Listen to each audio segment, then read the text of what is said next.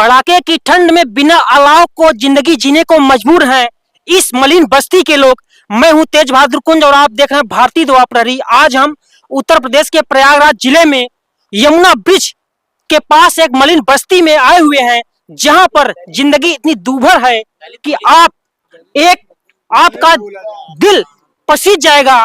और यहाँ पर किस प्रकार की व्यवस्था नहीं है उसको हम आपको अवगत कराना चाहते हैं। देखिए, इस प्रकार की व्यवस्था है और बिना अलाव की इस समय जिंदगी जीने के वो मजबूर हुए हैं।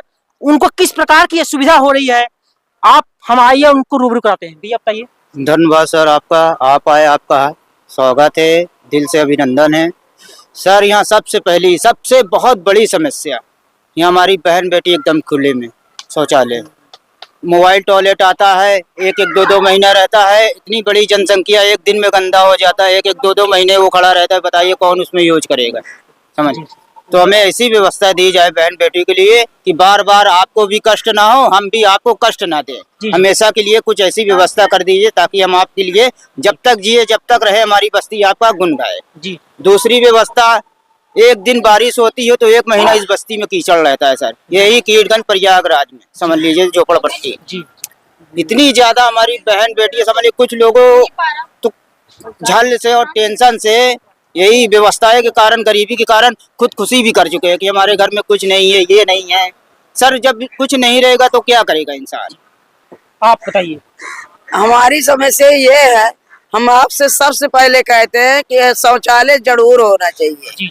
बिटिया बहनी बहन बेटी जो भी हैं बहुत खुले में हैं। हम तो सरकार से ये निवेदन करते हैं कि सबसे पहले शौचालय होना चाहिए और फिर उसके बाद जो हो तो आप पीछे समस्या वो करते रहिए, लेकिन पहले शौचालय होना चाहिए।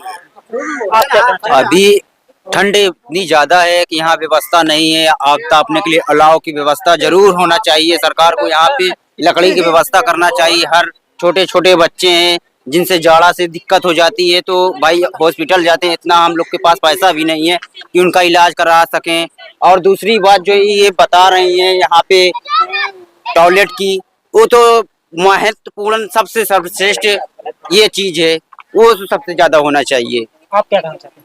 भैया हम भी यही कहना चाहते हैं कि हमारी बस्ती में टॉयलेट की बहुत दिक्कत है। हमारी बहन बेटियां बड़ी हो रही हैं, हमारे गांव मोहल्ले में शादी नहीं हो पा रही टॉयलेट की वजह से। आते हैं गरीब ही लोग आते हैं, कहते हैं भले झोपड़ी रहे लेकिन घर में टॉयलेट होना चाहिए। इस वजह से कितनी शादियां हमारे गाँव के बहन बेटियों के घर और लड़कों की शादी नहीं हो पा रही। हमारे खुद ही 25 साल का लड़का पड़ा है और देखने वाले आए और लौट गए।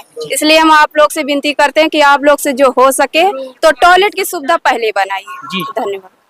आप क्या कहना चाहते हैं? कुछ न बोले, अभी बोलना चाहेंगे? सर हमारा कहने मतलब यही है, सबसे ज्यादा दिक्कत लेडीज का है। लेडीज का सुविधा पहले कराइए। टॉयलेट में हर चीज में बहन बेटी सबके हैं। हमारी बहन बेटी सबके बहन बेटी है। सुलभ की दिक्कत ज्यादा दिक्कत है, तो सुलभ लेडीज के लिए होना चाहिए। आइए आप बात बार में वही कहते हैं, सरकार मोदी सरकार जो नाते हैं, मोदी योगी देखते हैं पूरे रोड में, पूरा रोड में देखते हैं तो पूरा ऐसा सुविधा बनाए हैं। तो जैसे लागत है योगी मोदी बहुत कराते हैं, पर यहाँ कुछ नहीं कराते। बस्ती में बस्ती में सर कुछ नहीं कराते। आप बताइए सर।